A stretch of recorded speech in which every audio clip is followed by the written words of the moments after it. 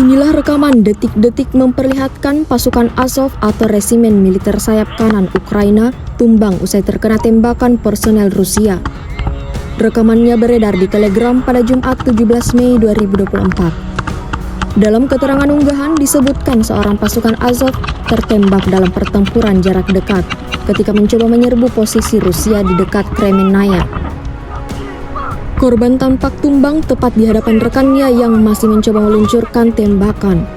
Di dalam parit tersebut terdengar jelas suara rentetan tembakan. Belum diketahui nasib pasukan Azov yang tertembak. Kendati demikian, rekamannya telah menuai berbagai komentar dari warganet. Pasukan Rusia dilaporkan semakin merengsek menyerbu Ukraina yang mulai kewalahan mempertahankan garis depan pertahanan negara itu. Fakta pertahanan Atlantik Utara NATO pun semakin panik dan menyerukan bantuan militer segera bagi Ukraina.